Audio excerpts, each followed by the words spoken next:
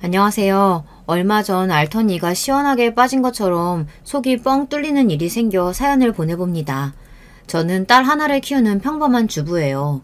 흔히들 연애랑 결혼은 다른 거라고 하잖아요. 결혼은 현실이고 사랑만으로 할 수 없는 일이라고요. 사실 요즘 같은 시대에 정말 사랑만으로 결혼하는 사람이 어디 흔하겠습니까? 서로 조건 따질 게 참 많고 많죠. 외모부터 시작해서 나이, 연봉, 직업, 자가 유무, 부모님 직업, 부모님 노후 대비는 되어 있는지, 술, 담배는 하는지, 건강은 어떤지. 결혼은 인생 최고의 장사라는 말이 괜히 나온 게 아닌 것 같아요. 여자는 어린 나이와 예쁜 외모, 남자는 능력이 무기가 되어 결혼 시장에 서로를 상품처럼 판매하고 이런 것들이 당연시 되어버린 사회지만 저는 좀 달랐습니다.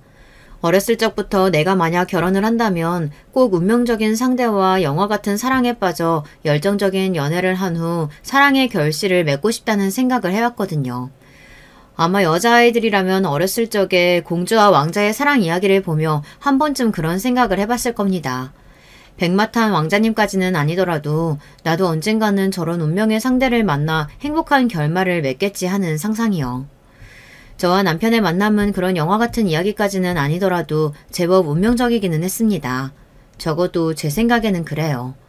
저는 20대 초반에 작은 물류 공장에서 격리로 일했습니다. 시골에서 태어나 공부에도 딱히 재능이 없었고 상고를 졸업하고 아버지가 아시는 분이 운영하시는 공장에 낙하산으로 취업을 했어요. 낙하산이라고 해도 사실상 저를 제외한 모든 직원들이 40, 50대 아저씨들이었고 특별히 좋을 것도 없는 직장이었습니다. 말이 격리지 잡다한 업무는 다 처리하는 비서직이었어요. 사무실 청소며 비품 관리는 당연한 일이었고 나름대로 바쁘긴 했지만 눈꽃 뜰 새 없을 정도는 아니었습니다. 일은 한 달 정도만 하면 누구나 적응할 수 있을 정도로 간단했고 물류공장 특성상 사무실에 앉아있는 사람은 저 혼자뿐이었어요. 가끔 사장님이나 기사분들이 들렀다 가시긴 했지만 서류 업무는 거의 저 혼자 처리한다고 해도 무방할 정도였습니다. 그러니 당연히 매일매일이 따분할 수밖에 없었어요.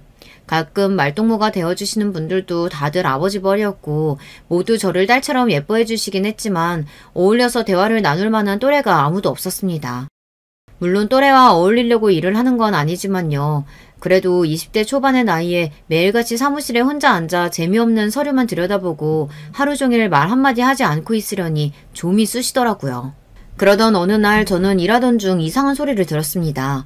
아이 울음소리 같기도 하고 뭔가 미야오 미야오 하는 게 소리가 꼭 동물 소리 같더라고요. 주변에 동물을 키우는 것도 없었고 혼자 있는 사무실에서 그런 소리가 나니 뭔가 저도 모르게 소름이 돋아 자리에서 벌떡 일어났어요. 그 소리의 근원지를 찾기 전에는 일을 집중할 수가 없을 것 같았습니다. 설마 하니 귀신은 아니겠지만 저는 겁이 굉장히 많은 편이거든요. 소리가 나는 곳을 따라 걸어가 보니 물류 공장 뒤편의 공터에 작은 새끼 고양이가 있었어요. 온통 검은 털의 까만 고양이였습니다. 털도 더럽고 얼룩덜룩한 게 길고양이 같았어요. 어미가 아이를 이곳에 두고 간 건가 싶어 일단은 손대지 않고 보기만 했습니다. 어디서 주워들었던 건데 길고양이 새끼를 귀엽다고 막 만지면 어미가 사람 손을 탄 줄 알고 두고 간다고 하더라고요. 그렇지만 며칠이 지나도록 어미 고양이는 찾아오지 않았고 고양이가 울어대는 소리에 머리가 아플 지경이었습니다. 사장님이나 다른 기사님들도 다들 그 고양이에 대한 이야기를 한마디씩 꺼내셨습니다. 대부분 그냥 고양이도 아니고 온몸이 까만색 검은 고양이다 보니 부정탄다, 재수없다며 가져다 멀리 내다버리라는 말씀을 하셨어요. 옛날 어르신분들은 검은 고양이나 까마귀처럼 새까만 동물들이 불행을 가져온다는 미신을 믿으셨잖아요. 그렇지만 저는 도저히 그 작은 생명을 내다버릴 수가 없더라고요. 조금 심심하던 차이기도 했고요. 그렇게 저는 공장 뒷마당 공터에서 아기 고양이를 키우기 시작했습니다. 매일같이 밥도 챙겨주고 물도 챙겨주고 씻겨주다 보니 점점 정이 들더라고요. 이름은 네로로 지어주었어요. 아마 여러분들도 검은 고양이라고 하면 네로라는 이름이 먼저 생각나실 거예요. 유명한 노래가 있잖아요. 조금 뻔한 장명 센스였지만 그래도 저는 그 이름이 좋았습니다. 처음에는 무슨 검은 고양이를 키우냐며 질색하시던 기사님들도 시간이 지날수록 네로와 친해지게 되었어요. 하루 종일 혼자 사무실을 지키며 일하던 제게 네로는 아주 좋은 친구가 되었습니다. 매일 아침 출근길이 기다려질 정도였어요. 여름 감기는 개도 안 걸린다는데 저는 매 여름마다 지독한 감기를 앓고는 합니다. 그해 여름에도 마찬가지로 독한 감기에 걸렸었어요. 열이 너무 올라 눈앞이 흐려질 정도였는데 제 몸보다도 가장 걱정되었던 것이 내로였습니다. 공장 사람들이 내로를 예뻐해 주시기는 해도 밥이나 물은 전부 제가 도맡아 챙겨주고 있었거든요. 며칠 동안 끙끙 앓느라 공장에 출근도 하지 못했으니 그동안 쫄쫄 굶고 있을 내로가 너무 걱정되었어요. 그렇게 몸이 조금 괜찮아져 출근을 하자마자 내로부터 찾으러 갔습니다. 분명 며칠 동안 먹지 못해 쓰러져 있을 거라고 생각했는데 내로는 너무나 멀쩡해 보였어요. 공장 사람들에게 물어봤지만 그 누구도 밥을 따로 챙겨주지 않았다고 했습니다. 혼자서 길거리에 있는 벌레라도 잡아먹은 건가 싶었지만 네로는 어렸을 적부터 사람 손을 타서 그런지 밖에 나가노는 것보다는 사무실 안에서 낮잠을 자는 것을 더 좋아하는 아이였어요. 도대체 누가 네로의 밥을 챙겨줬나 싶어 일부러 그날도 밥을 챙기지 않았어요. 대신 하루 종일 뒤터를 힐끔힐끔 관찰하며 낯선 사람이 들어오나 경계심을 세우고 있었습니다. 그런데 점심시간쯤이 되자 건너편 건물에서 웬 젊은 남자가 나오더니 네로에게 참치캔 하나를 뜯어주는 겁니다. 물류 공장 뒤편에 있던 공터 반대편에는 카센터 창고가 있어요. 서로 어느 정도 거리도 있고 해서 지나다니면서 마주칠 정도는 아니라 한 번도 그 건물에 사람이 들락날락하는 것을 본 적이 없었습니다. 이때다 싶어 사무실에서 급하게 튀어나가 남자에게 말을 걸었어요. 남자는 몹시 놀라는 눈치였습니다. 아마 여러분께서도 대충 눈치채셨겠지만 그 남자가 지금의 남편이 맞습니다. 나름대로 운명적인 첫 만남 아닌가요? 남편은 카센터에서 일하는 직원이었어요. 오며 가며 흘핏 보기로는 카센터 직원들도 다들 수염이 덥수룩한 아저씨들이었는데 남편처럼 젊은 직원이 있는 줄은 몰랐습니다. 남편은 저와 같은 시골 출신이 아니라 서울 사람이었어요. 그런데 큰아버지 댁에 내려와 카센터 일을 돕고 있다고 했어요. 남편도 맞은편 물류공장에 저 같은 젊은 여자가 일하고 있는 줄은 전혀 몰랐다고 하더라고요. 저희 둘은 그 일대에서 유일한 20대였고 자연스럽게 친해질 수밖에 없었습니다. 네로가 저희 둘을 이어준 큐피트였던 셈이죠. 그 뒤로도 점심시간마다 네로 밥도 챙겨주고 공터에 앉아 대화를 나누기도 하고 일이 끝나면 근처 식당이나 카페에서 데이트 아닌 데이트를 하기도 하며 사이가 점점 가까워졌습니다. 남편은 조금 무뚝뚝하고 말수가 적었지만 고양이를 챙겨주는 걸 보니 마음씨는 굉장히 따뜻한 사람 같았어요. 옛말에 동물을 사랑하는 사람 중에 나쁜 사람은 없다고들 하잖아요. 물론 결혼하고 보니 어느 정도는 맞고 어느 정도는 틀린 말이었지만요. 어찌되었든 심심했던 공장 생활에 남편과 네로가 생기니 삶에 생기가 돌기 시작했습니다. 매일매일 출근길이 즐거웠고 남편도 저 덕분에 즐거워하는 눈치였어요. 저는 매사에 묻어난 남편과 다르게 가만히 있지 못하는 성격이거든요. 좋게 말하면 활발하고 나쁘게 말하면 정신이 없다고나 할까요? 잠시라도 둘 사이에 침묵이 있으면 어색함을 견디지 못해 먼저 말을 꺼내는 성격 있잖아요. 남편은 혼자서 북치고 장구치고 하는 제가 재미있어 보였던 모양입니다. 제 시덥지 않은 농담에 그렇게 기계처럼 딱딱하던 사람이 웃어주는 모습이 참 좋았어요. 그 모습에 반해서 사귀게 되고 결혼까지 했는데 그 멋있던 사람이 지금은 다 어디로 갔는지 모르겠네요. 물론 외모만 보고 결혼한 건 아니지만 그래도 가끔은 젊은 시절 울퉁불퉁하던 남편의 팔근육이 그리워질 때가 있습니다. 결혼하고 저도 살이 많이 찌긴 했지만 남편은 거의 20kg가 넘게 쪄서 완전히 배불뚝이 아저씨가 다 됐거든요. 지금도 가끔씩 농담으로 완전 사기 결혼 아니냐고 말하곤 해요. 결혼 후에 남편은 제가 공장 일을 그만두고 남편과 함께 서울로 올라가길 바랬어요. 저는 그 말에 따르기로 했습니다. 공장 일이 어차피 제가 하고 싶어서 시작한 것이었다기보단 아까 말씀드렸듯이 특별히 할 일이 없어서 시작한 것이었고 예전부터 서울에서 살아보고 싶다는 마음이 있었거든요. 그렇게 저는 고향을 떠나 서울로 향했습니다. 시부모님을 처음 만나 뵙기 전 남편은 제게 집안 분위기에 대해 이야기를 해주었어요. 남편은 본인이 자란 집안은 몹시 가부장적이고 유교 문화가 강한 편이라고 했습니다. 특히 시아버지보다도 시어머니가 그런 면에서 아주 엄격하시다고 했어요. 어렸을 적부터 부엌에는 발도 못 들여놓게 하셨다면서요. 여자와 남자의 역할이 엄격하게 구분되어 있고 남자는 바깥일, 여자는 집안일 하며 남편을 내조하는 것이 가장 큰 도리라고 말씀하시는 분이었습니다. 남편이 어렸을 적에는 1년에 제사를 10대 번 지냈었는데 지금은 명절 차례 2번, 돌아가신 시할아버님 기제사 1번, 이렇게 총 3번의 제사를 한다고 했어요. 남편은 장남이었고 남편 밑으로 남동생 1명, 여동생 1명이 있었는데 남편이 말하길 본인이 생각해도 여동생이 많이 차별받고 컸다고 하더라고요. 어렸을 적부터 지독한 차별과 시어머니의 남아 선호 사상에 지쳐 견디다 못해 성인이 되자마자 집을 나가 가족들과 인연을 끊고 산다고 했습니다. 도대체 어느 정도길래 가족들과 인연을 끊기까지 할 정도인지 궁금했어요. 이야기만 들어도 집안 분위기가 굉장히 딱딱해 보였고 잔뜩 긴장해 땀으로 손바닥이 축축히 젖을 정도였습니다. 적어도 연애를 하는 동안 제가 느낀 남편은 그렇게 가부장적이거나 성차별적인 생각을 하는 사람은 아니었는데 도대체 시어머니는 어떤 분이실까 하는 생각이 들었습니다. 저는 3남매 중에 장녀로 태어났고 위로 오빠 1명, 아래로 여동생 1명이 있었습니다. 저희 부모님께서는 저와 동생 그리고 오빠를 전혀 차별하지 않고 키우셨어요. 오빠가 아들이라고 해서 뭔가 특혜를 더 받거나 챙겨주시는 경우가 없었고 오히려 오빠에게는 항상 마진이 네가 양보해야지, 동생들을 잘 돌봐야지 하며 엄하게 구셨습니다. 어머니 세대면 몰라도 저희 세대에 남자라고 더 챙겨주고 여자라고 홀대받는 집안이라니 그런 건 정말 다 옛날 이야기라고만 생각했는데 남편의 이야기를 듣고 많이 놀랐어요. 솔직히 말하자면 그때 정신을 차리고 파혼을 선언했어야 했나 싶기도 합니다. 그때 남편을 따라 서울에 올라왔지만 않았어도 시골에서 적당한 사람 만나 이런 고생하지 않고 잘 살 수 있었을지도 모르겠어요. 하지만 과거로 돌아가고 싶지는 않습니다. 지금 저에게는 너무나 소중하고 천사 같은 딸이 있으니까요. 어찌되었든 저는 운명적인 사랑을 믿는 여자였고 당시만 해도 남편이 그런 운명의 상대라고 생각했어요. 결혼은 상대방의 조건을 따져서 하는 게 아니고 사랑 하나만으로 모든 걸 믿고 하는 거라고요. 참 순진한 생각이었죠. 지금도 어느 정도는 맞는 말이라고 생각하기는 합니다만 그래도 조금 더 신중했으면 어땠을까 하는 아쉬움은 아직도 남아있네요. 남편이 이 이야기를 들으면 섭섭할지도 모르겠지만요. 그래도 오죽했으면 자식이 부모와 연을 끊고 도망갈 정도였겠습니까. 나중에서야 이야기를 다 전해 들었지만 시어머니께서 아가씨에게 했던 짓은 정말 혀를 내두를 정도였어요. 시부모님은 남편에게 전해 들은 대로 정말 유교적이고 고지식하신 분들이었습니다.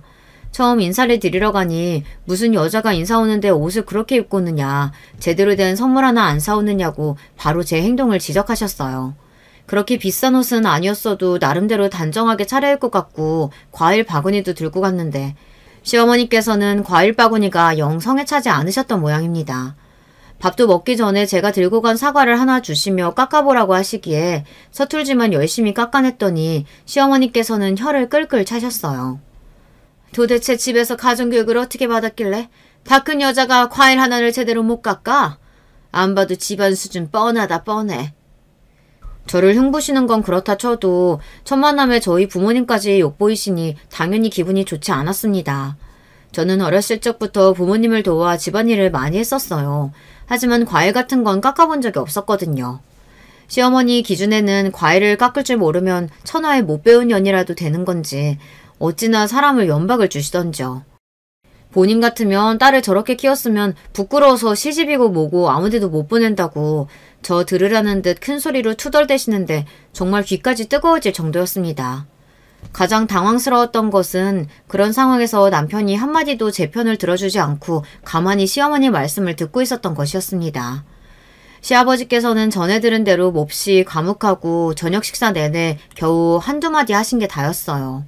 시어머니께서는 쉴 새 없이 얘가 어째서 별로네 저째서 별로네 하며 제 흉을 보시며 제게 이것저것 따져묻고 너무나 무례하게 구셨는데도 남편은 마치 남의 일이라도 되는 양 신경 쓰지 않고 본인 밥이나 먹고 있는 거예요.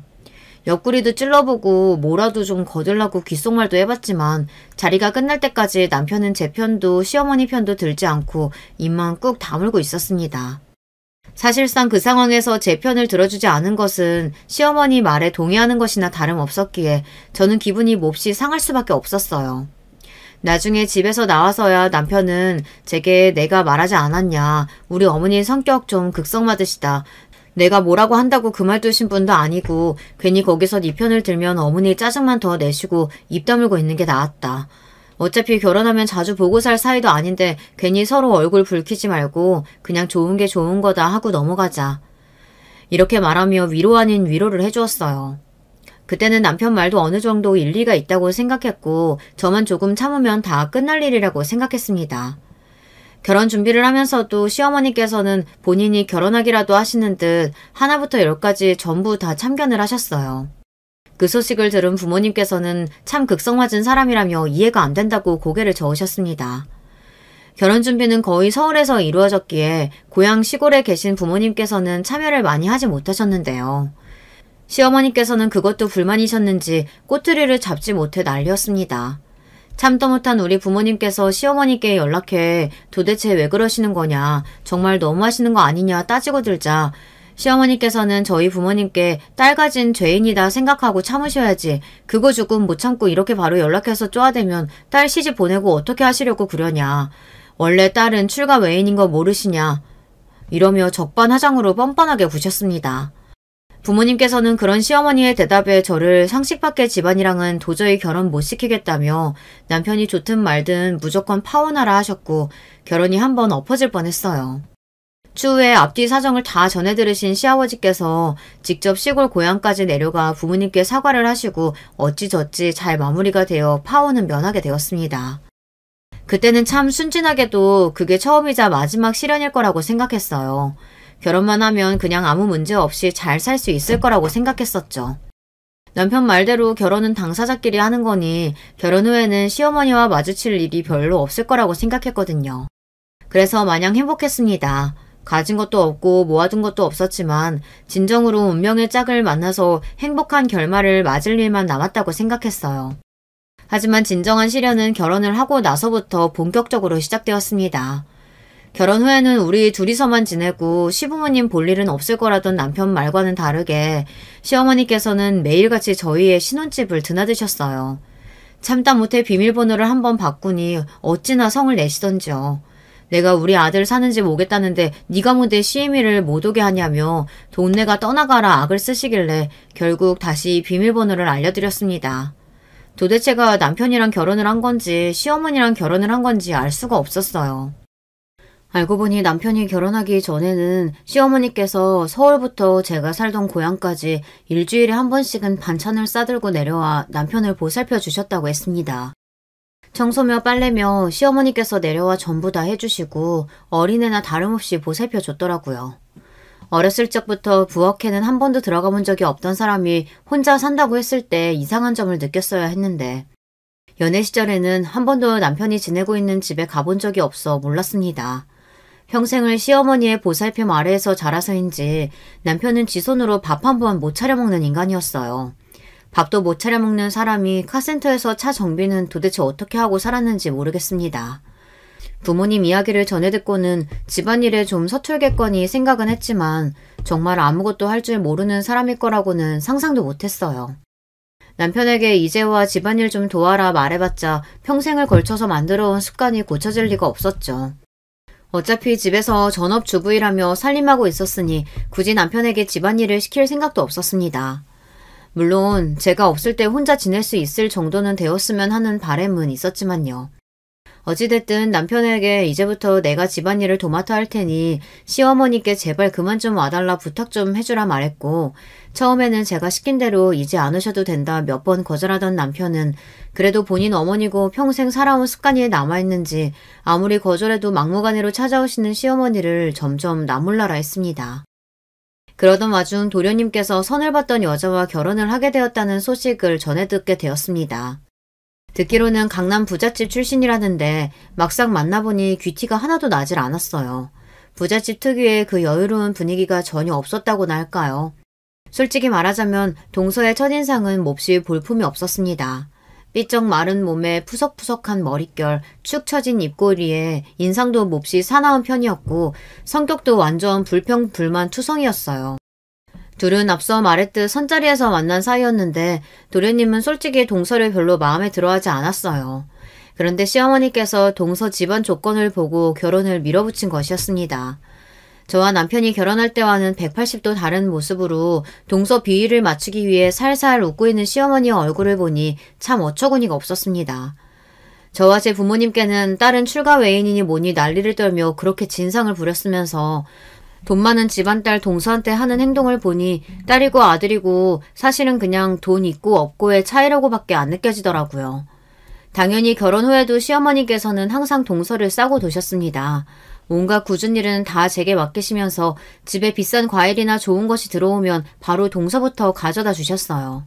어느 정도는 예상했던 일이라 그렇게 섭섭하지도 않았습니다. 동서가 그렇게 좋으면 제발 우리 집에 찾아오지 말고 동서 집이나 다니지라는 생각뿐이었어요. 사실 전에 듣기로는 시어머니께서 동서네 집에도 결혼 후에 몇 번 찾아가셨다고 하더라고요. 반찬이며 뭐며 바리바리 싸들고 가셨다가 몇 번 쫓겨나신 이후로는 그 화를 저희 부부에게 다 푸시는 것 같았습니다. 정확히 말하자면 저에게요. 집이 잘 사는 동서 말에는 꼼짝도 못하시며 휘둘리시면서 제게는 어찌나 갑질을 하시던지요. 게다가 시어머니의 만행은 그뿐만이 아니었습니다. 집에 찾아오고 귀찮게 하고 참견하는 것까지야 100번 양보해서 참고 살 수 있다 칩시다. 그렇지만 도저히 참지 못하겠는 건 시어머니의 입방정이었어요. 시어머니께서는 소문난 수다쟁이였는데요. 시어머니께 말씀드린 사실은 반나절도 지나지 않아 온 동네 사람들이 다 알고 있다고 봐도 무방할 정도였습니다.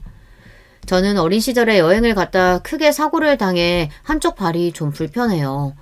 일상생활에 문제가 있는 건 아닌데 오른쪽 발가락이 거의 절단이 돼서 살짝 모양이 뒤틀려져 있습니다.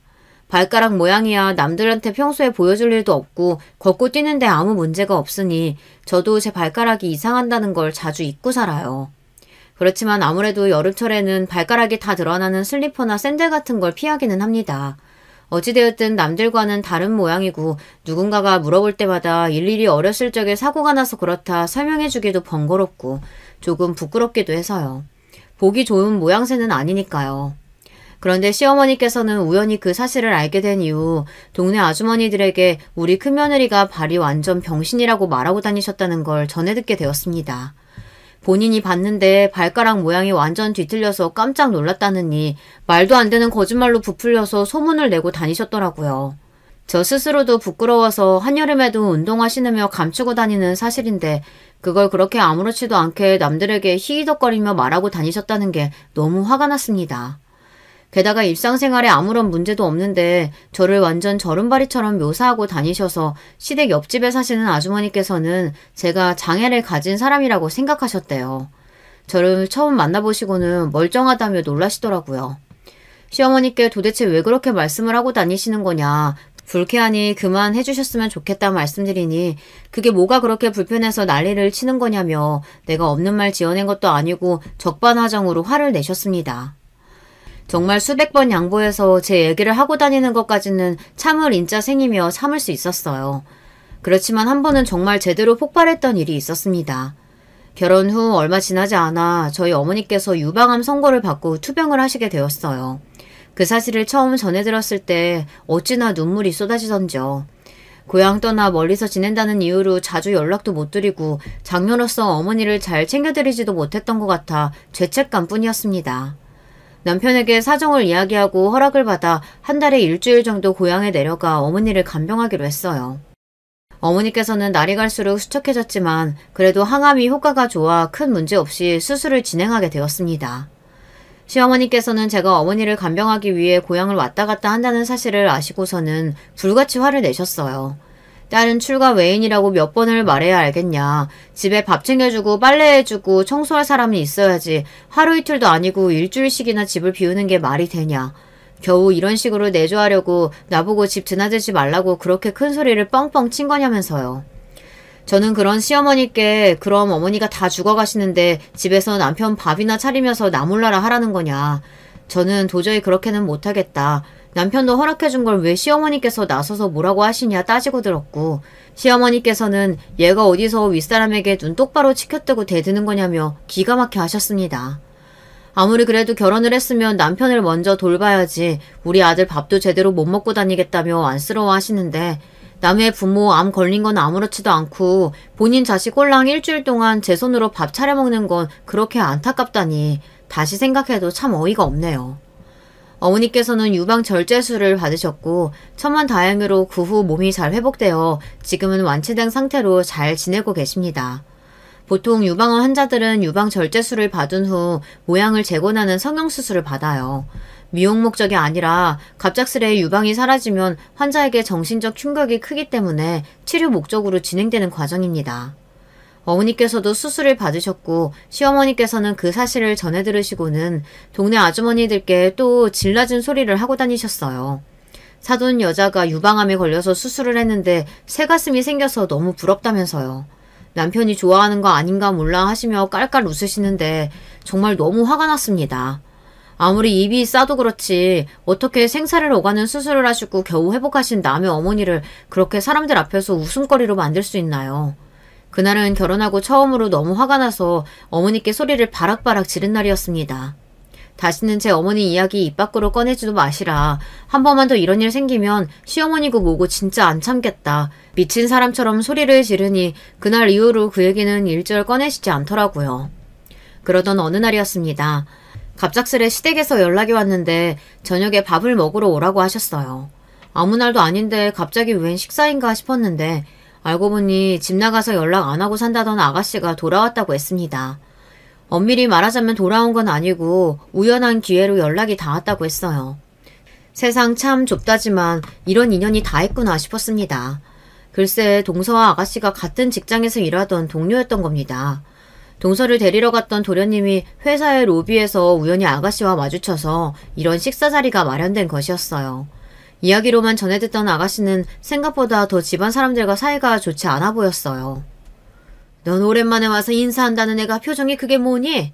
여자애가 그래서 어디 시집이나 제대로 가겠어?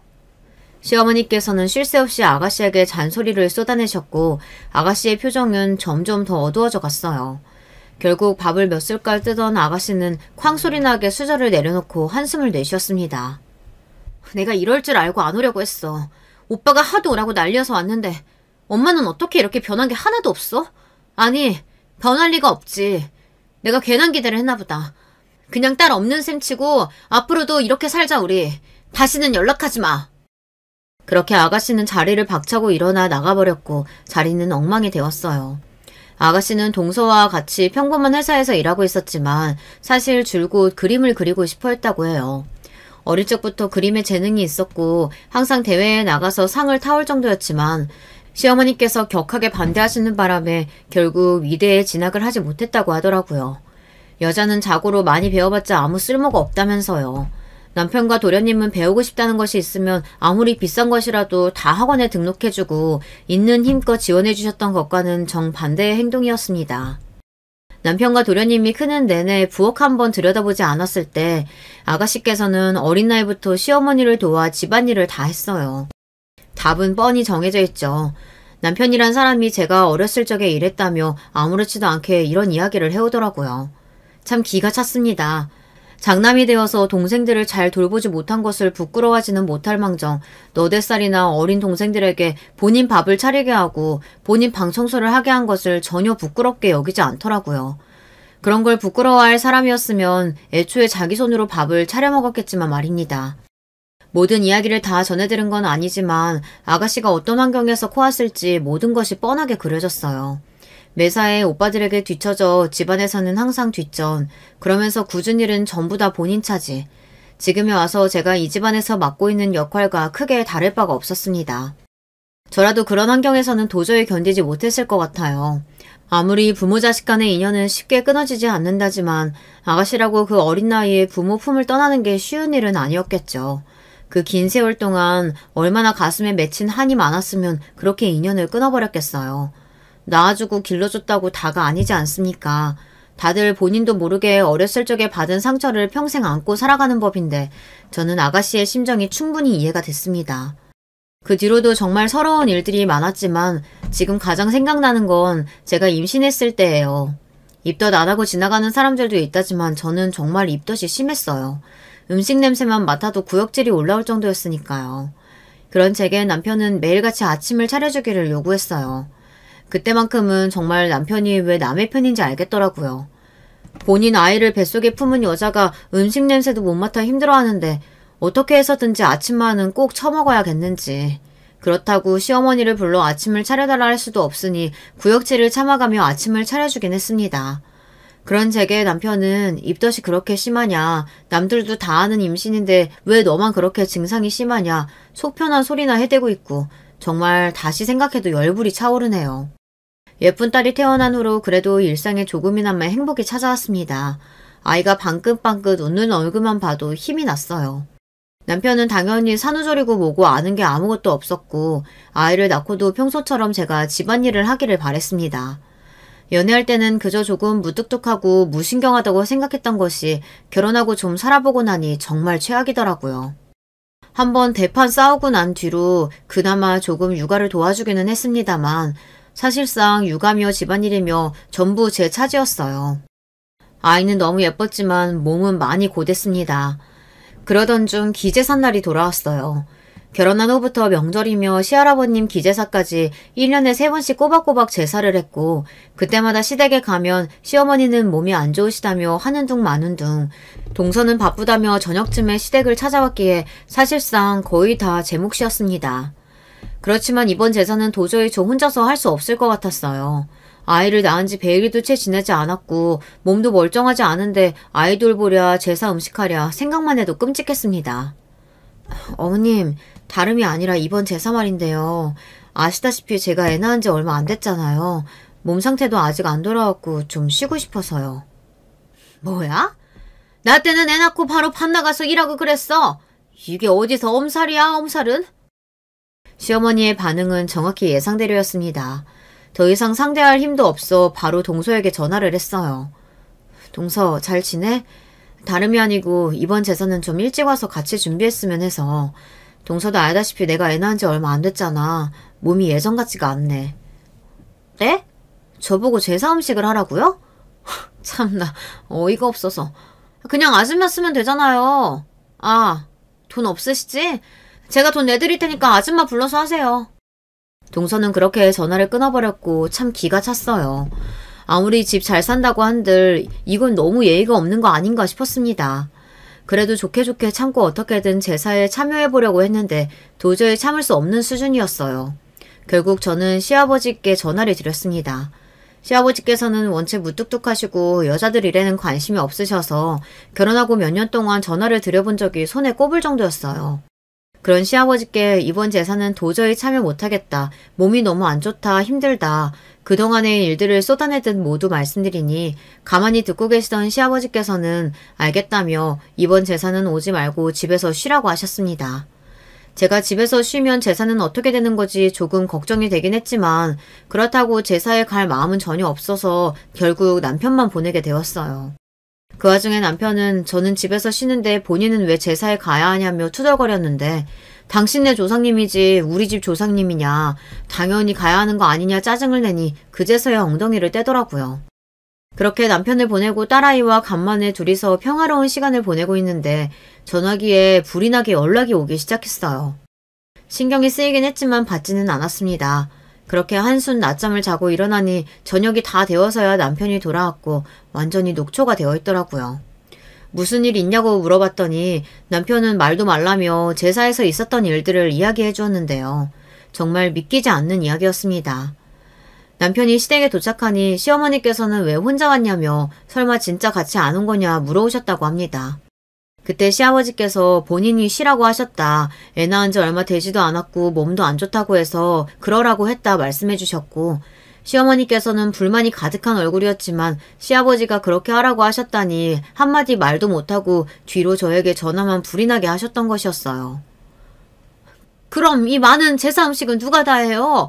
나 손목도 아프고 허리도 아파서 오래 앉아있지도 못하는데. 작은 애네 불러서 같이 하면 되잖아. 그동안 작은 애가 제사 와서 한 게 뭐가 있어? 걔네 바쁜 거 몰라요? 매번 저녁 시간 다 돼서 오잖아. 오늘도 그러겠다고 할 게 뻔한데. 아휴, 내 팔자야. 시어머니께서는 투덜투덜대며 혼자서 제사 준비를 시작하셨고 아무래도 혼자 하기는 무리라고 생각하셨는지 결국 동서에게 전화를 하셨다고 해요. 예, 네 형님이 오늘 몸이 안 좋아서 제사에 못 온단다. 지금 네가 와가지고 나랑 같이 제사 음식 좀 해야겠다. 네? 아니 제가 분명 돈 주겠다고 아줌마 쓰라고 했는데 아줌마 안 부르셨어요? 제사 음식은 정성으로 하는 건데 무슨 아줌마는 아줌마야.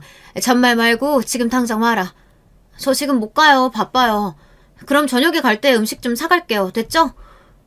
아니 얘가 지금 장난하는 것도 아니고 내가 너 좀 이뻐했다고 이렇게까지 경우 없이 굴어도 되는 거니? 지금 안 오면 한 소리 들을 줄 알아. 못 간다니까요. 그렇게 정성 중요하시면 어머니 혼자 하세요. 그렇게 동서는 전화를 끊어버렸고 시어머니께서는 몹시 역정을 내셨다고 해요. 한참을 고민하시던 어머니께서는 누군가에게 연락을 거셨는데 바로 아가씨였습니다. 당연히 아가씨는 처음엔 전화를 받지 않았지만 시어머니께서 하도 끈질기게 전화를 거니 결국 통화가 되었다고 하는데요. 시어머니께서는 오늘이 네 할아버지 제사인데 너 이런 식으로 조상님 무시하고 그러면 천벌 받는다. 아무리 네가 우리가 싫어도 부모 자식 연은 그렇게 쉽게 끊을 수 있는 게 아니다. 귀가 따가울 정도로 욕을 해대서 결국 아가씨께서 제사를 도와주러 오셨다고 하더라고요.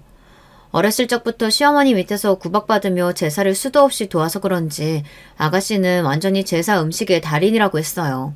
아가씨가 온 지 1시간도 안 되어서 그 많던 제사 음식 준비가 다 끝났다고 하더라고요. 아가씨는 시부모님께 이번이 정말 마지막이다. 다시는 이 집에 올 일도 가족들 볼 일도 없을 거다. 할아버지께 인사드리고 가는 거라고 생각하고 온 거다. 자식으로서 도리는 이걸로 다 했다고 생각한다. 딱 잘라 말했고 그렇게 말하는 아가씨의 태도가 너무 단호해서 시어머니께서도 별 말을 더 붙이지 못하셨다고 했어요. 제사가 끝나고 나서야 시댁에 찾아온 동서는 아가씨를 보고 좀 놀란 눈치였대요. 그렇지만 아가씨가 별말 안 하고 아는 척도 안 하니 안심하고 평소처럼 떠들어대기 시작했다고 하더라고요.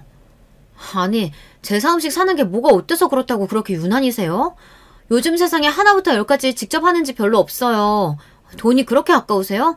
제가 돈 드린다고 했잖아요. 하도 돈 말끝마다 돈 자랑을 해대니 결국 듣다 못한 아가씨가 소리를 빽 질렀다고 했어요. 여기서부터가 정말 놀랄 노자예요. 남편에게 이야기를 전해 듣는 내내 입이 안 다물어질 정도였습니다. 알고 보니 동서가 회사에서 따돌림을 당하고 있다고 하더라고요. 동서 성격이 워낙 모나고 이성한 구석이 많아서 사회생활하기 힘들 것 같긴 했었는데 그래도 밖에서는 안 그러겠지 싶었건만 안에서 새는 물 밖에서도 샌다고 남들에게도 똑같았던 모양이었습니다. 입만 열면 잘난 척에 돈 얘기에 남 무시하고 까내리고 뒷말이란 뒷말은 다 옮기고 다니니 하나둘 동서를 피하게 되고 점차 사무실 사람들 전부 동서를 싫어하게 됐다고 하더라고요.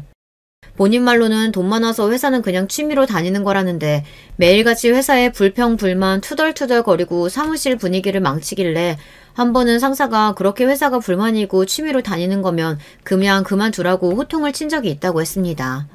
그런 일을 겪어도 동서는 여전히 회사에 다녔다고 하더라고요.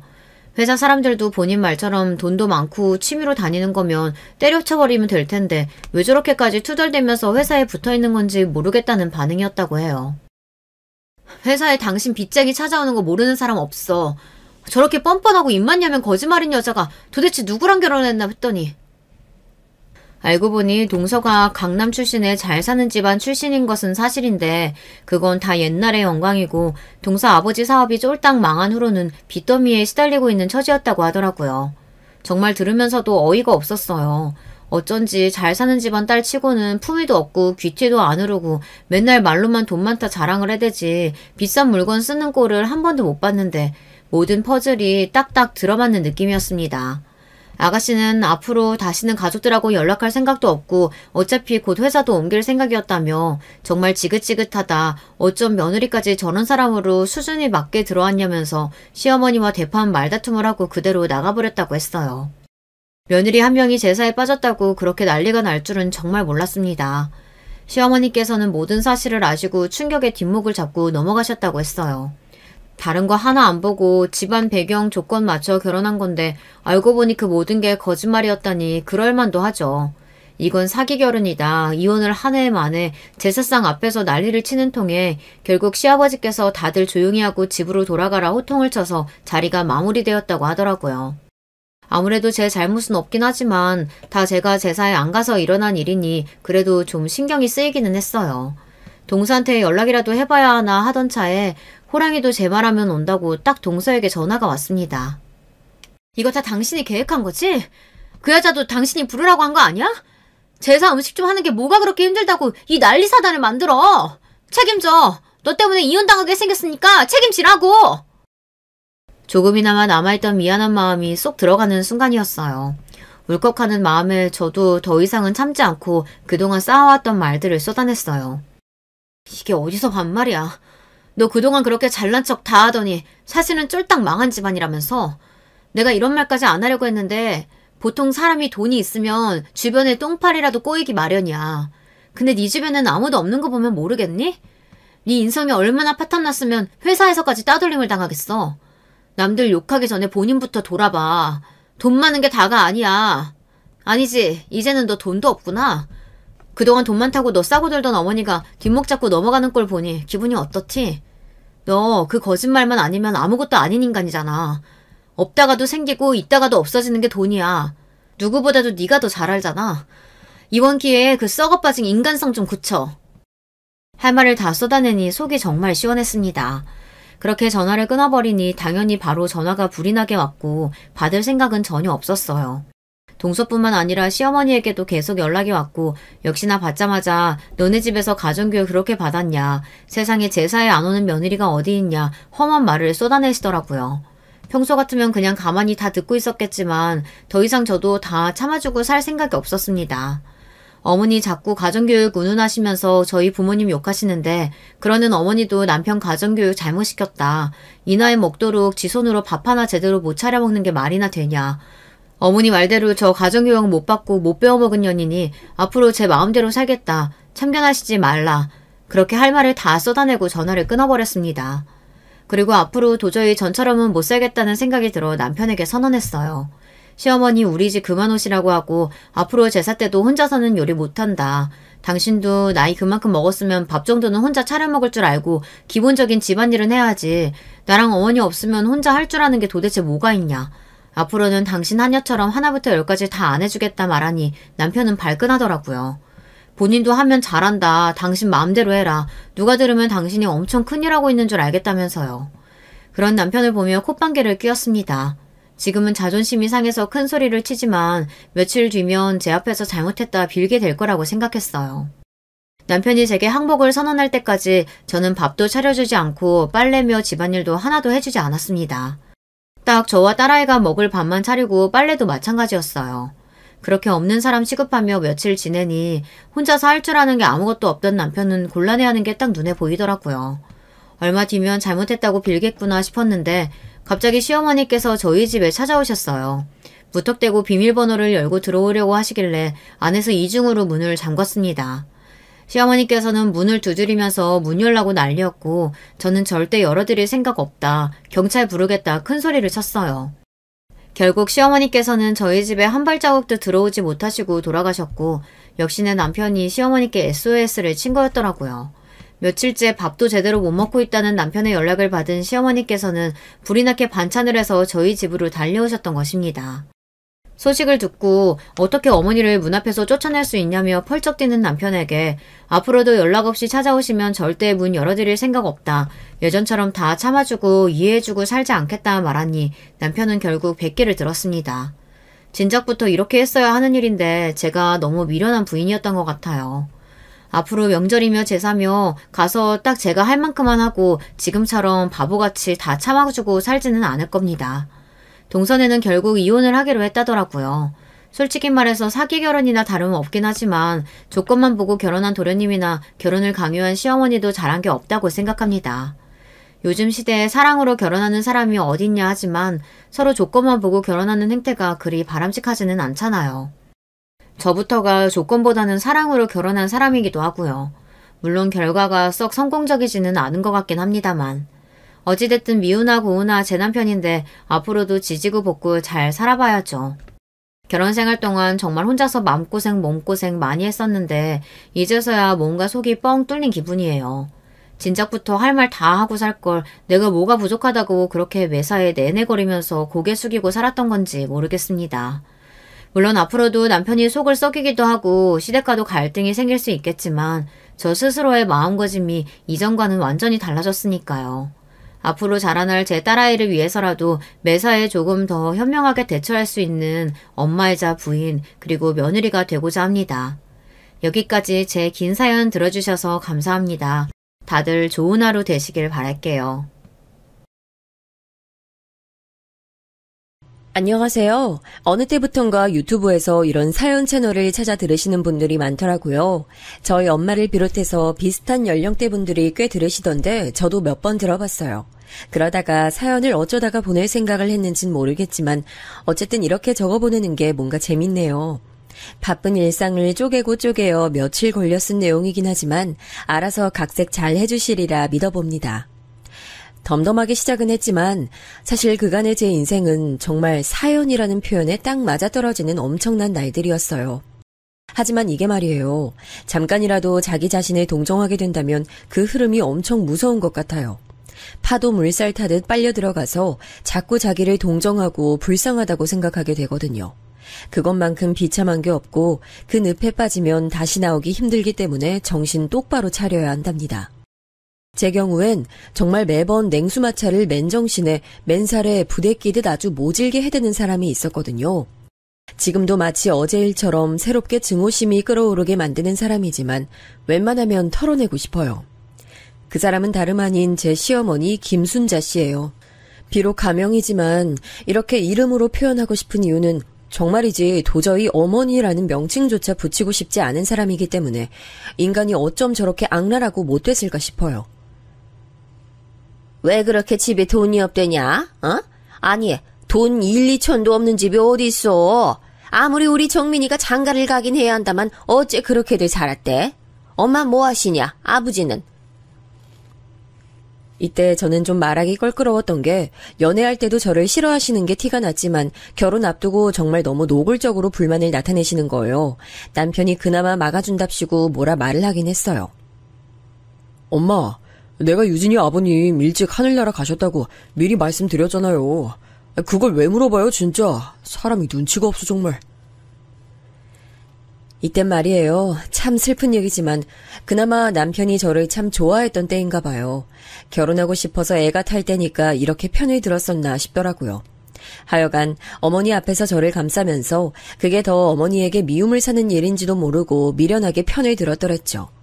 어머니는 그때 일단 아들 앞에서 참는 듯 했지만 결혼 후에는 정말 끝도 없이 뭐라고 하시더군요. 심지어 저는 결혼하고서 2년 정도는 시댁에서 함께 살았어요. 어머니가 미리 살림 가르치기 전에는 절대 집 못 사준다고 하셨거든요. 우리 집 말이야. 보통 집이 아니야. 내가 힘들게 일고 온 집이라고. 근데 어중간하게 여자 잘못 들어와가지고 사고치면 답 없어. 집 사주는 게 무슨 남의 집 개 이름도 아니고 지도 갖고 온 거 얼마 없으면서 냉큼 남자 돈을 바래. 그런 건 안 되지. 안 될 일이야. 하나부터 열까지 내가 아주 다 가르쳐가지고 내보낼 거야. 그렇게 어머니랑 살던 2년간 정말 죽을 맛이었어요. 이건 과장도 뭣도 아니었습니다. 신우이는 결혼한 지 좀 됐는데 왜 그렇게 자기 남편이랑 싸워대는 건지 툭하면 자기 애들을 끌고 친정에 와서 자는 거예요. 그러면 어머니는 아주 당연한 듯 저한테 밥 준비를 시키셨어요. 보통의 시어머니들이 다 그렇듯 저한테 반말이며 막말을 마구 해대면서 말이죠. 야, 가서 밥 좀 앉혀라. 마트 가서 장도 보고. 야, 거기 물 떨어지잖아. 얼른 행주로 닦아 얼른. 어머니는 정말 머리끝부터 발끝까지 저를 너무나 함부로 대하는 게 절로 느껴졌어요. 시키는 것도 한 번에 막 4-5가지를 시켜댔고 그중에 하나라도 제가 빠뜨리면 멍청하다면서 쭝을 대시더군요. 아니 일머리도 없고 멍청하고 대체 어디다 써먹냐?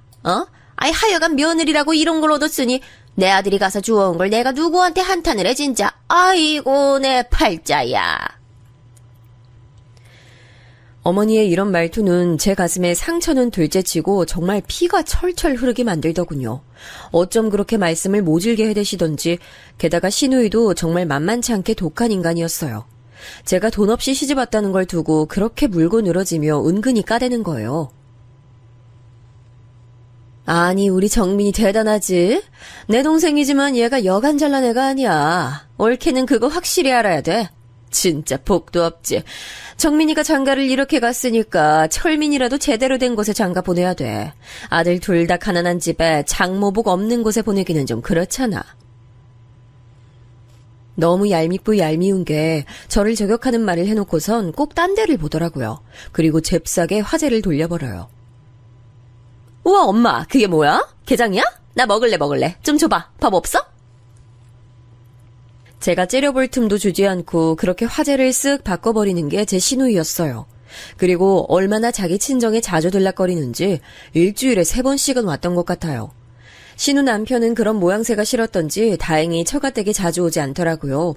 이 집에 오는 건 신우랑 신우네 애들뿐이었고요. 신우는 저를 이 집에서 쓰는 도우미로 생각하는지 자기 애들 목욕까지 시키더라고요. 있잖아 올케, 우리 윤서 윤우가 내가 씻겨주는 것보다 올케가 씻겨주는 게 더 좋은가 봐. 애들 싹 씻겨서 내보내주면 내가 머리 말려줄게. 아까 내가 밥 먹다 말한 거 생각나지? 나 엊그저께 애들이랑 썰매장에서 완전 대짜로 미끄러졌잖아. 진짜 너무 아파 죽겠어.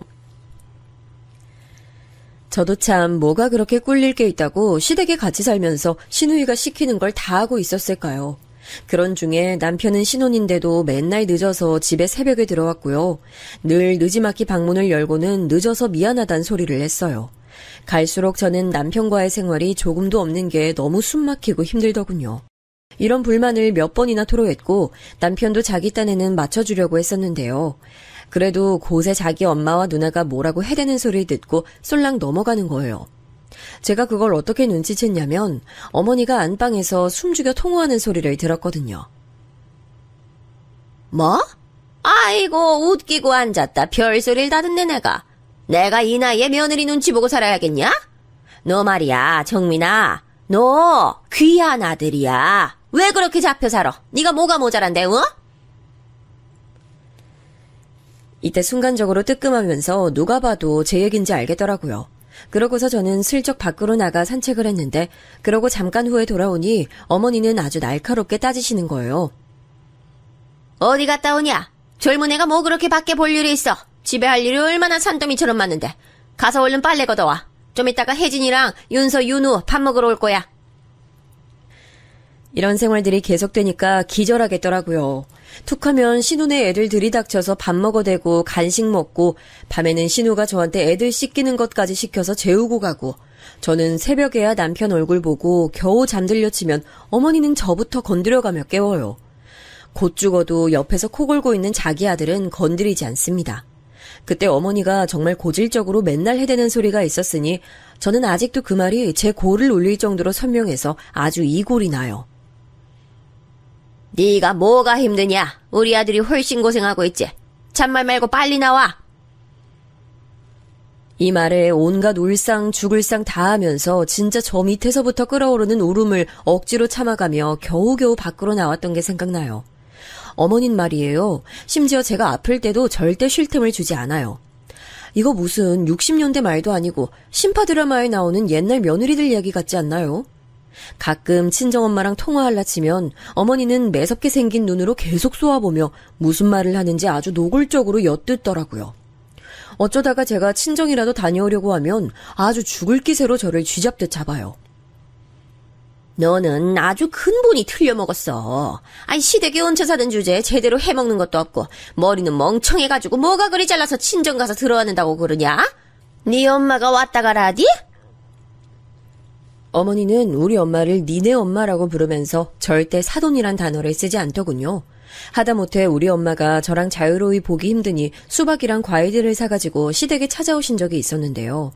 어머니는 정말 너무너무 싫어 죽겠다는 티를 내는 거예요. 그냥 과일만 받아가지고 정말 한 10분, 20분 됐을까요? 곧장 우리 엄마를 나가게 만드는 거예요. 아이고 사돈 조금 있으면 딸내 와요. 보시다시피 집도 엉망이고 지금 할 일이 많아요. 나중에 시간 많을 때 오세요. 그때 내가 연락하라고 하겠습니다. 그러면서 정말 내쫓듯 엄마를 내보냈고 엄마는 아주 머쓱한 얼굴로 현관에서 신발을 신었어요. 그러고 문을 나서는 엄마 뒷모습을 보는데 아찔하더군요. 내가 대체 왜 이러고 있을까? 난 뭘 위해 결혼을 했길래 내가 뭘 잘못한 게 있어서 이런 취급받아가며 이렇게 뒷집 순이처럼 살고 있나 싶었어요.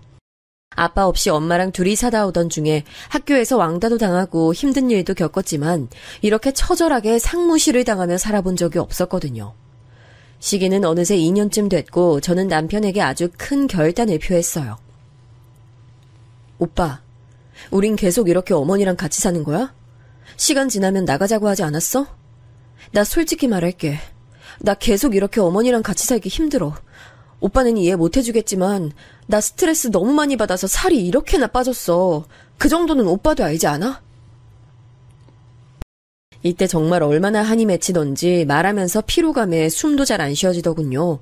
남편은 그때 가운데서 치이는 게 자기도 싫었던지 본인도 어느 정도 생각은 했다고 하는 거예요.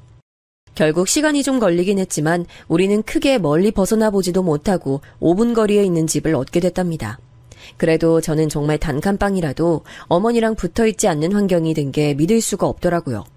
그 전갈처럼 날선 눈, 조금이라도 잘못 부르면 악을 쓸 것 같은 그 성난 입, 정말 그림자만 대충 봐도 저한텐 끔찍한 인간 군상이었어요. 그런데 말이에요. 저한텐 그렇게 뱀처럼 독살 맞고 마구 함부로 대하면서 며느리들은 아주 발밑에 깔고 밀면서 놀려던 우리 어머니가 있죠. 어떻게 그렇게 달라질 수가 있을까요? 똑같이 며느리를 봤는데 엄청 벼르면서 며느리 잡고 살겠다던 분이 말이에요. 갑자기 세상 자애롭고 현명하고 중립 잘 잡아주고 자상한 시어머니로 변한 거예요. 사람이 갑자기 변하면 죽는다던데 진심으로 저는 걱정이 밀려올 정도로 어머니 변화를 크게 체감했어요. 저뿐 아니라 신우조차 질투할 정도로 어머닌 그렇게 아주 다정다감한 분으로 변했어요. 초반에 절 부르던 호칭 야야는 고사하고 기분 나쁘고 성나면 이런 재수없는 연인의 모내에 하는 끔찍한 막말을 하시던 분이 호칭을 새아가로 바꾸셨다는 거예요. 다들 이런 변화에 놀라면서 저 역시 너무 놀랬지만 참 섬뜩하고 무서운 사실이 뭔지 아세요? 그렇게 변하고 새 사람이 되어 며느리를 대하게 된 우리 시어머니 말이에요. 그렇게 착하게 대하시는 그 며느리가 적어도 저는 아니었다는 거예요. 앞서 말씀드렸지만 며느리가 한 명이 아니고 두 명이거든요. 저는 큰 며느리, 작은 며느리 이렇게 있는데 그 며느리가 새로 들어오니 아주 개과천선, 환골탈퇴하듯 그렇게 잘해주시더군요. 이런 변화를 크게 새길 수밖에 없었던 이유는 제가 그 노릇을 그만두고 엎어버릴 때까지 어머니는 여전히 아주 올곧게 한 길을 가셨기 때문이에요. 잘해줘야 할 것 같은 작은 며느리한텐 자애로운 시어머니셨고 돈 없고 볼품 없고 보기만 해도 역겹고 짜증나는 큰 며느리는 여전히 밟아가며 한 번씩 말로 조근조근 두드려 패줘야 성이 풀렸어요. 그런 평행길을 정말 그 지독한 노친네가 아주 뚝심 있게 유지하셨죠. 전 동서와의 사이에서 나쁜 감정은 없었지만 어머니의 이런 말 같지도 않은 차별 행위가 계속되니 나중엔 동서도 싫어지고 다 짜증나더라고요. 우리 어머니가 그렇게 아예 며느리 자리를 만들어 놓고 저처럼 무시를 할 마음의 준비를 하고 있었는데 희한하게 그 자리를 치고 다른 여자가 들어왔어요.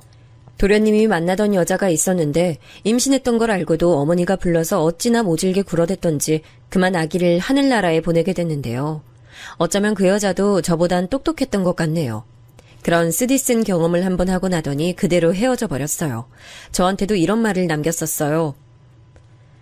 저는 이번에 일을 겪고 나니까 제대로 정신 차렸어요. 근데 이거 좀 예의 없는 말인 거 알지만요. 애도 없으시면서 왜 이런 집안에서 계속 꾹꾹 참으면서 사시는 거예요? 정말 너무 이해 안 가요. 더 늦기 전에 정신 차리셨으면 좋겠네요. 이러고 사라져버린 도련님의 전 여친. 그런데 그러고 정말 안 돼요. 맨날 그렇게 꼿꼿하게 자기 아들만 귀한 줄 아는 우리 어머님 앞에요. 새로운 며느리감이 나타난 거예요. 어머니 입장에서 절대 찬성할 수 없고 저 멀리 내쫓아버릴 조건의 며느리였어요. 연상이었고 키도 크고 어머니 말론 독하게 생긴 외모였고요. 그런데 아마 가장 용납할 수 없는 건 돌싱녀였다는 거예요.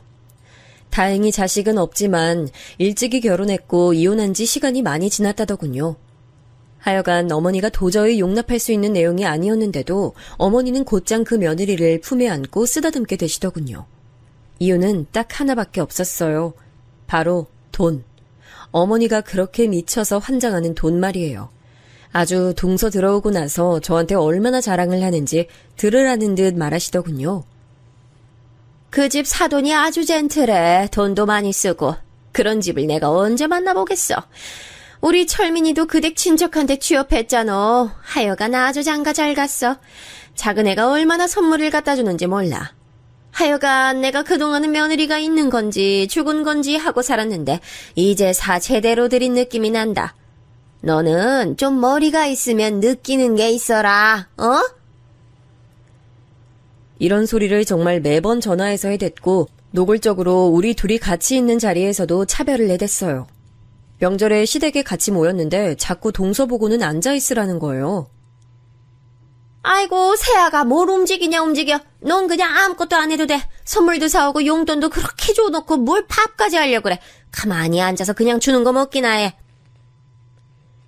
그러면서 모든 일은 다 저에게 몰아주는 어머니, 그리고 동서비위를 맞춰서 자기도 뭘 얻어보려는 시누이까지 이때 저는 말없이 청심환을 털어먹으며 견뎠어요. 돌아오는 길 남편 역시 눈치 없이 이런 말을 해대는 거 아니겠어요? 그러고 보면 철민이 진짜 인생 잘 풀려. 쟤 그전에 백수되고 파혼했을 때 진짜 어떻게 사나 했다니까. 엄마가 울면서 얼마나 속상했는데. 아니, 저렇게 부잣집 부인 얻어가지고 금방 훅 장가도 가잖아. 처가에서 직장도 턱 얻어주고 이번에 장인이 차도 뽑아주신 거 봐봐. 난 저런 차 언제 사보냐고. 듣고 있다가 제가 몇 마디 쏘아붙였는데 아무래도 말이에요. 남편이 저에게 세상 다 내려놓은 사람처럼 함부로 굴기 시작한 건 이때 같아요. 아마 그 전에 시댁에서 같이 살 때도 무의식 중에 그런 게 있었겠지만 그나마 신혼 에너지가 있어서 그런지 제 얘기도 들어주곤 했거든요. 근데 어느 순간부터 인간이 화로 가득 차 있고요. 제가 조금만 불만 얘기하거나 싫은 소리를 하면 성질을 내는 거예요. 눈을 이글거리며 여차하면 정말 물리적으로 뭐라도 저지를 기세로 말이에요. 야, 시끄러워. 한 번만 더 말하면 너 진짜 후회한다. 그만 얘기해, 시끄러우니까. 제가 뭘 그렇게 대단한 잘못을 했다고. 저는 그냥 남편이 너무 자기 눈하며 엄마 편만 들고 제 앞에서 저를 함부로 대하니까 표현을 했을 뿐이거든요. 오빠 진짜 왜 그래? 나는 내 의견 말도 못해? 아까 어머니가 동서랑 나한테 어떻게 하는지 봤잖아. 나한텐 계속 일 시키시고 나는 밥도 못 얻어먹었어. 집에 가서 뭔가 빨리 먹어야 될 것 같은 생각뿐이라고. 오빠는 내가 밥이나 먹고 있는지 챙겨봤어? 20명 다 되는 식구들 밥하면서 허기라도 채웠는지 봤냐고. 사실 생각해보면 제가 뭐 그리 심한 말을 했나요? 이 상황을 보고 그냥 상상만 해봐도요. 정말 100번 양보해서 사연 들어주시는 어머님 아버님들. 제가 본인 딸이라고 생각하면 가슴 아프지 않으세요? 우리 시어머니만 해도 본인 딸이 명절에 가서 반나절 설거지한 게 그렇게 약올라 죽겠는 분이거든요. 사위랑 싸워서 냉전 중인 것도 속상하고 사위 죽일 놈이라며 그렇게 욕을 하시는 분이에요. 근데 우리 남편은 말이에요. 이후로 정말 제가 믿을 수 없을 정도로 충격을 받았던 한참 시간이 지났는데도 잊혀지지 않는 일을 제게 저질렀어요. 아, 안 되겠다. 너 저쯤에서 세워줄 테니까 내릴래? 뭐? 전 당연히 잘못 들은 줄 알았어요. 나중에 그 의미가 뭔지 깨닫고 있는 와중에도 홧김에 어떻게 이런 말을 하나 싶어 기가 막혔고요. 하지만 남편은 진심이었어요. 진심으로 자기 옆에서 이렇게 자기네 가족 욕을 하는 여자가 꼴보기 싫고 짜증났던 겁니다. 얘를 태우고 가는 게 너무 짜증나고 싫으니 근처 역 입구 쪽에서 적당히 내려준 거예요. 내리라고? 지금?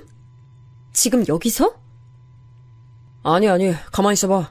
저기 사거리, 역 앞에서 내려줄게. 혼자 알아서 적당히 가. 집 근처잖아, 어차피. 저랑 시댁을 떠나 마트를 갔다가 돌아오는 길이었는데 아무리 가까운 길이라지만 자기 기분 나쁘다고 내리라니요. 결혼 생활 내에 이런 경험을 한 적이 없는데 진짜 어이가 없더라고요. 정말 서글픈 게 뭐냐면 왜 결혼 생활은 길어지면 길어질수록 시댁을 대하는 것도 경력이 높아져 가는데 왜 아무도 그 값을 안 쳐주는 걸까요? 당연하게 생각하고 외려 더 바라는 것만 많아지고 저를 괴롭히지 않으면 못 견디겠는 것 같더라고요. 더 묻지 않고 내려서 걸어오는 동안 너무 기가 막히고 어이가 없어서 돌아다니는데 정말 서글픈 건 어디 마땅히 갈 데도 없더군요. 그러고 집에 들어갔는데 당연히 남편은 없었고요. 그날 새벽이 돼서 들어온 거예요. 그리고 며칠 지나서 남편은 자기가 생각해도 좀 너무 욱했다 싶었는지 미안하단 카톡 문자를 보냈어요. 뭐 미안하다면서 외식을 하자고 하더군요. 그때 그렇게 밖에서 식사를 하고 저는 정말 억지로 기분을 풀었지만 찝찝함은 풀리지 않았어요. 남편은 이후로 갈수록 저한테 함부로 대했어요. 한번 작게 허용해줬더니 이후로 도통 적당한 시점을 모르고 마구 날뛰더군요. 예전엔 자기 아버지가 어머니에게 함부로 대하는 게 싫었다더니 완전히 잊어버린 듯 했어요. 조금만 화가 나는 일이 있고 거슬리는 게 있으면 씩씩거렸죠. 야, 물 흘렸잖아. 닦아. 아이, 진짜 정신사납게 하네.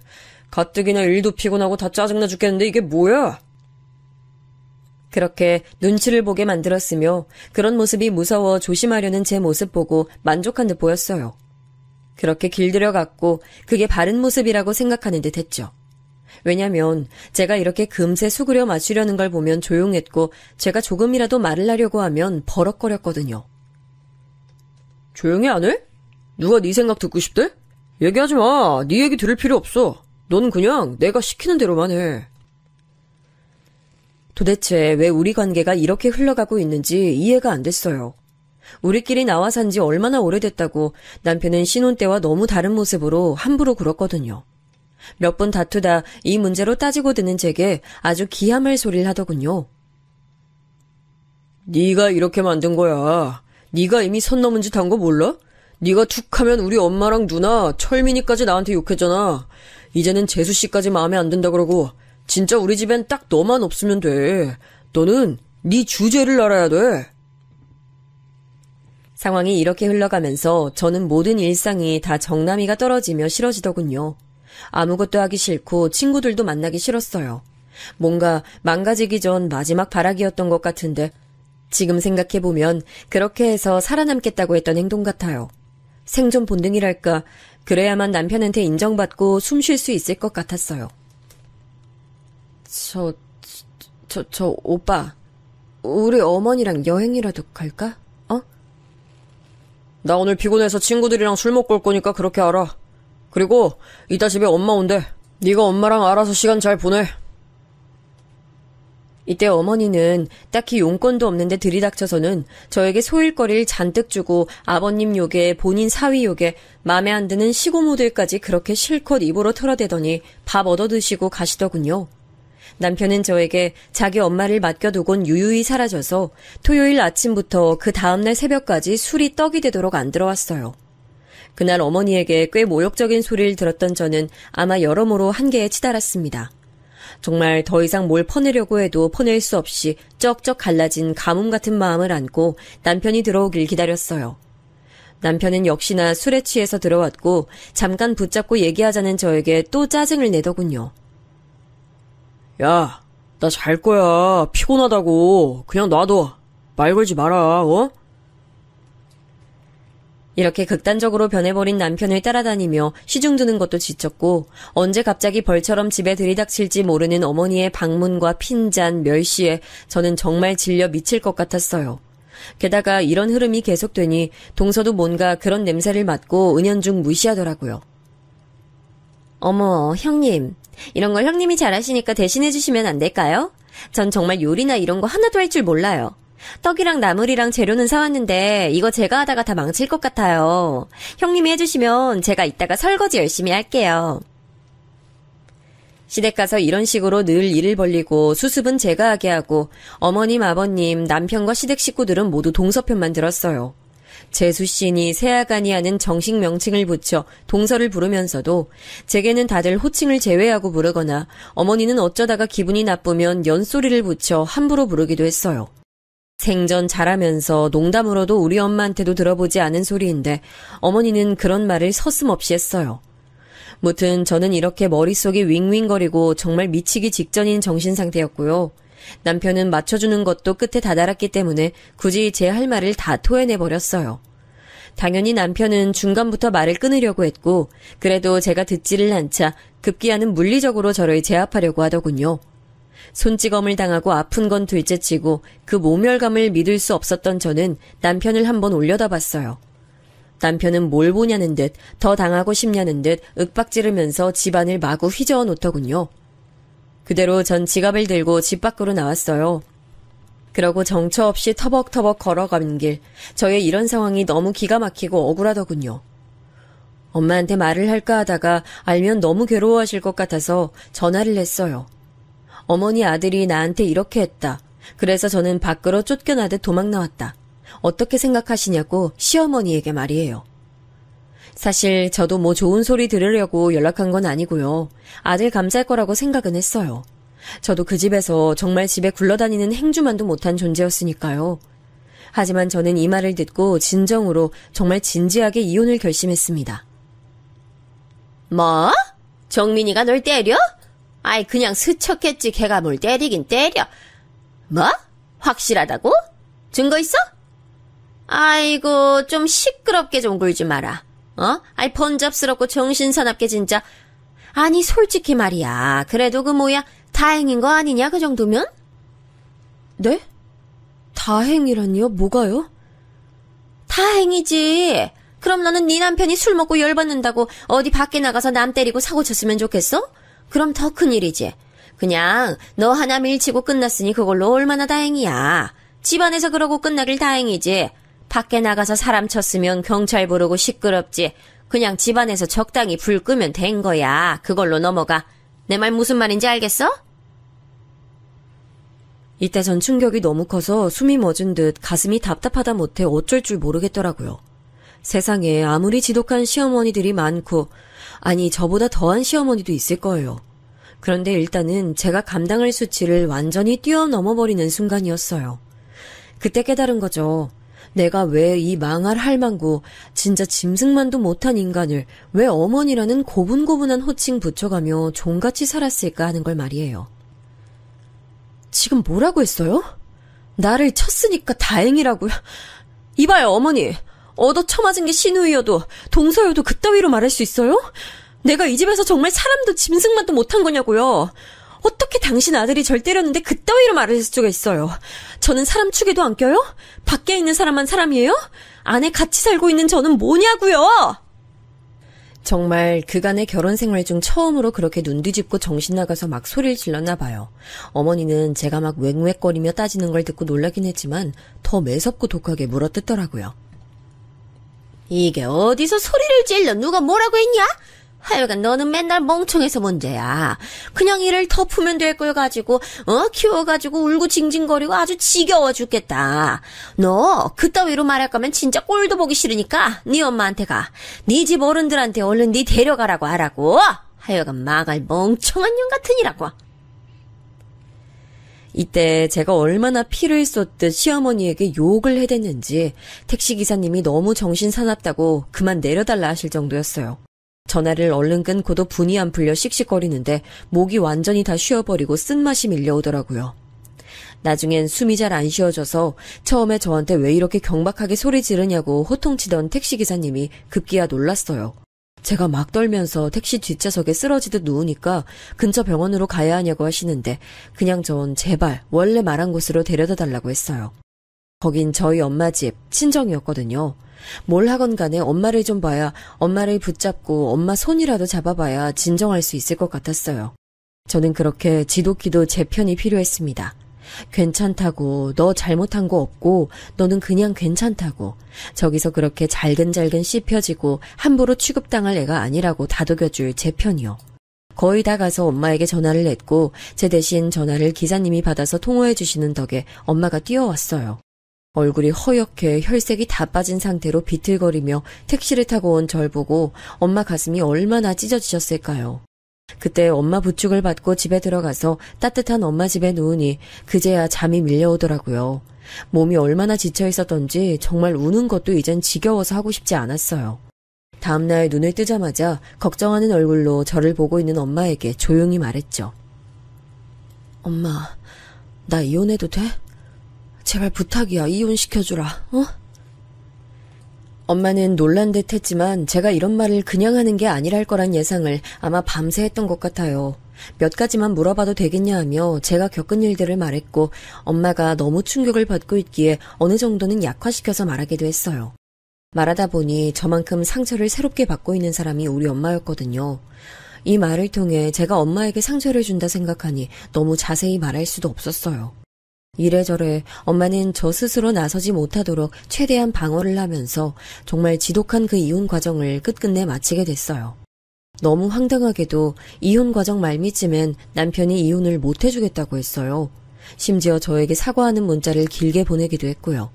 하지만 저는 정말 할 수 있는 모든 것을 다 쏟아내버렸나 봐요. 진심인 듯 느껴지긴 했던 그 내용들을 봐도 정말 서글플 정도로 마음이 돌아오지 않더군요. 완전히 굳어버려서 이혼 외에 다른 길은 생각할 수가 없었어요. 이혼하고 난 뒤 저는 정말 아주 바쁘게 살았어요. 애가 없이 이혼을 했는데도 이렇게 괴롭고 하루하루 돌아버릴 것 같은데 애 있는 상태로 이혼한 엄마들은 어떨까 상상도 하기 힘들더군요. 그래도 뭐라도 하고는 살아야 하니 여전히 환경이 좋지 않은 데다가 매일 밤 울음을 참는 엄마를 보며 제 딴에 나름 경제활동을 했어요. 알바도 하고 뒤늦게 돈을 벌러보다 보니까 정말 뭐가 뭔지 모르겠더라고요. 와중에 주부들끼리 모여서 하는 창업활동이 있다고 해서 그쪽도 나가봤는데 결국은 자리 싸움이고 그 안에서도 파벌이 있어서 어울리기 싫어졌어요. 저는 당시 싸움이란 건 정말 너무너무 질려있는 상태였기 때문에 누구를 미워하고 갈리는 건 알아서 피해 다니게 되더군요. 하지만 그런 식으로 하면 정말 아무것도 할 수가 없는 거예요. 그나마 인터넷으로 창업하시는 분들을 알아보니 그나마 주방 일을 쭉 해온 제가 할 수 있는 건 샌드위치나 토스트 같은 것들을 파는 것이더군요. 당시엔 아는 사람도 없고 뭣도 없어서 정말 맨 땅에 헤딩하듯 알바를 하며 돌아가는 업무를 배웠죠. 그러다 제 딱한 사정을 알고 함께 얼마씩 투자를 하겠다며 친구들이 나서주긴 했는데 지금 생각해도 참 안타깝지만 역시 사업은 같이 하는 게 아닌가 봐요. 그중 한 명이 중간에 이 아이템을 다른 데 팔아버리고 잠적해서 5명이 나란히 좋은 마음으로 하려던 게 끝났어요. 상처가 남는 상태가 돼서는 이후 우리들 간의 화제에서 창업은 입에 올리지 않을 정도로 끝이 나빴습니다. 그러다 보니 저는 이제 혼자 살아남아야 했어요. 그나마 제게 조금의 길이 열린 건 그때 엄마가 알고 있는 분이 소개시켜 주신 작은 원룸 자리였는데 그 안에서 장사를 해도 된다고 하더군요.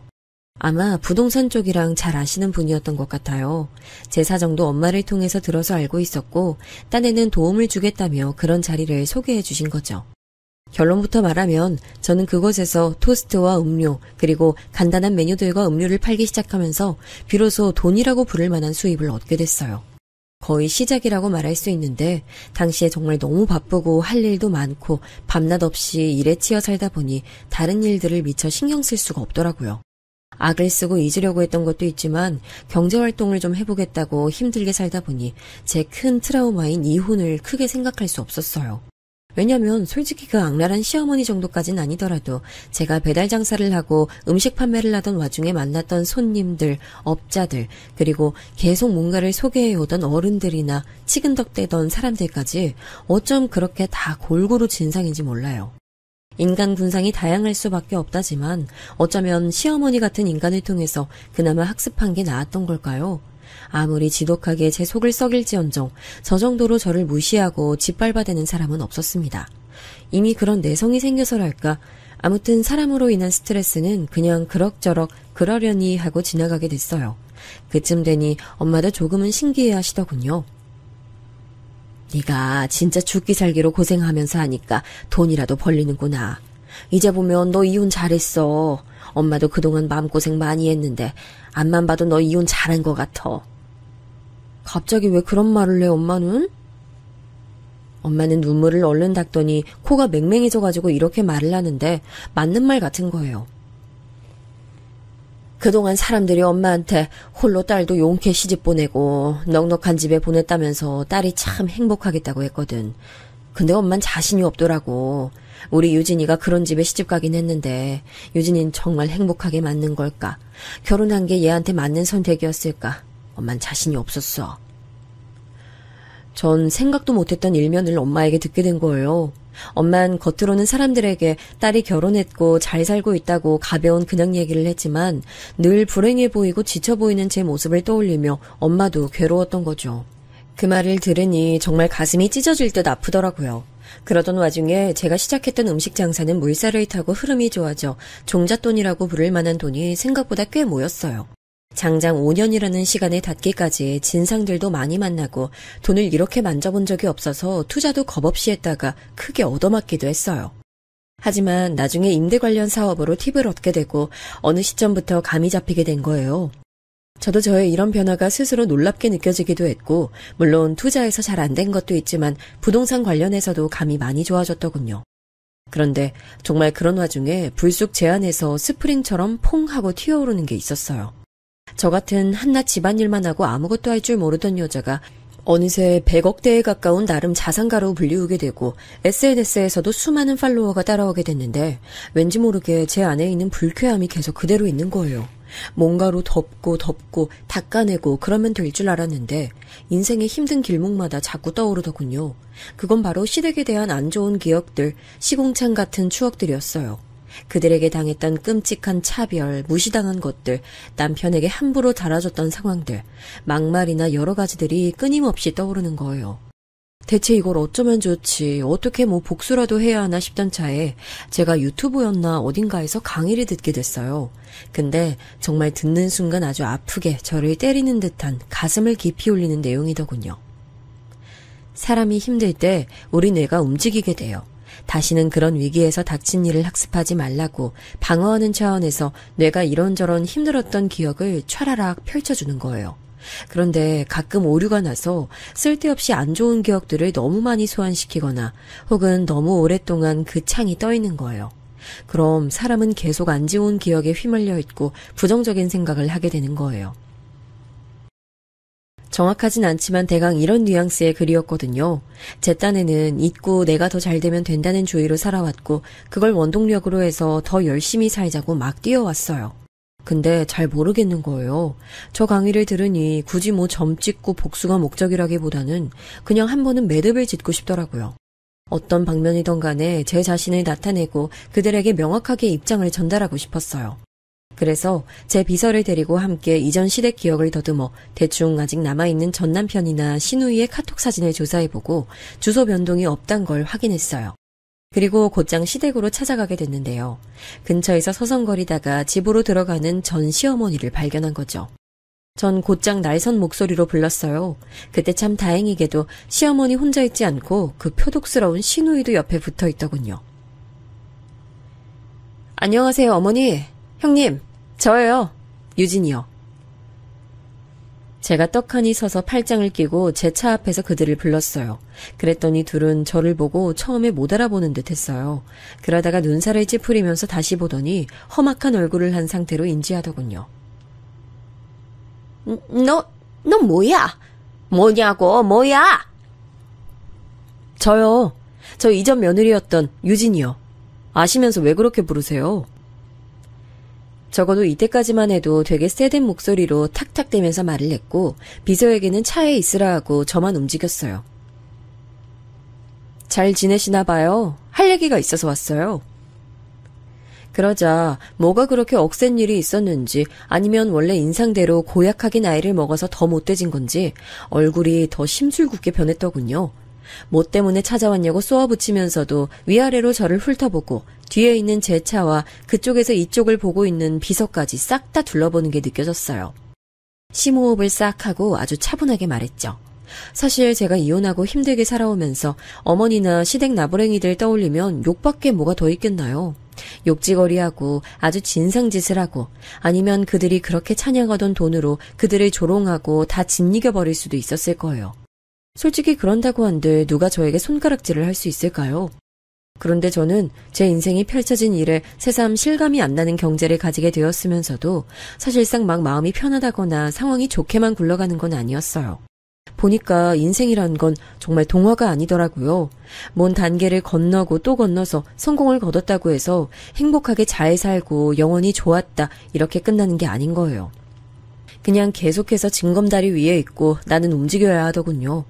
당시 다른 투자건으로 좀 복잡한 상황에 있어서 마음이 썩 좋지 않던 차에 저는 이렇게 복잡한 제 내면을 좀 정리하고 싶었어요. 잊을 수 없고 저를 무던히도 괴롭혀서 미치게 하던 그런 기억들을 최소한 매듭을 한 번은 지어야겠더라고요. 시간이 5년이 지나고 20년이 지난다 한들 그 기억을 잊을 순 없을 거예요. 그래도 제 안에서 뚝딱 하고 한 겹 매듭을 짓고 가는 경험은 꼭 필요해 보이더라고요. 그래서 그 싫어 죽겠고 토악질이 날 것 같은 어머니와 시누이를 앞에 두고 그들이 들으라는 게 아니라 제 자신이 듣길 바라면서 말했죠. 어머니, 꼭 해야 할 말이 있어요. 저요, 꽤 부자가 됐어요. 정확한 자산이야 뭐 말하긴 그렇지만 알아보면 알아보실 수 있을 정도로 조금 여유가 있어요. 대충 말하면 100억대를 웃도는 상태고 그 주인이 저예요. 안 믿기시죠? 그쵸? 왠지 모르게 이 말을 하며 제 안에서 뭔가 되게 억세게 누르는 듯한 느낌이 들었어요.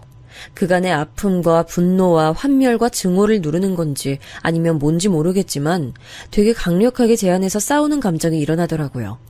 어머니와 시누이는 지들이 무시할 견적은 악실이 아니라고 여겼던 건지 눈은 인상을 잔뜩 쓰면서도 자리는 못 뜨고 그냥 서 있었어요.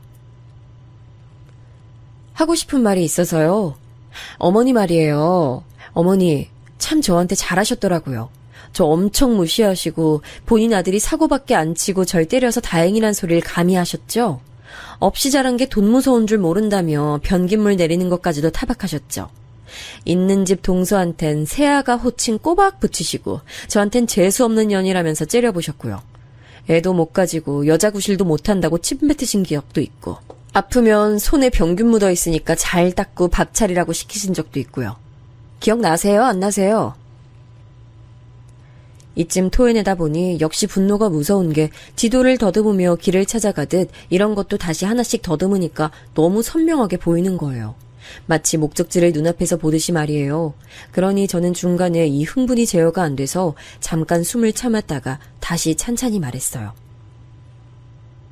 정말 장난 아니고요. 그때 그렇게 저 무시하시고 함부로 굴리셨죠.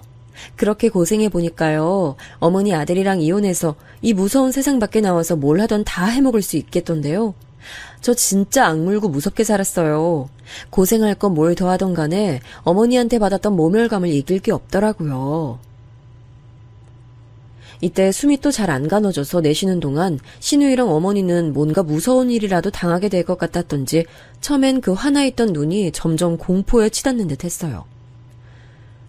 안심하세요. 저 딱히 뭐 할 생각 없어요.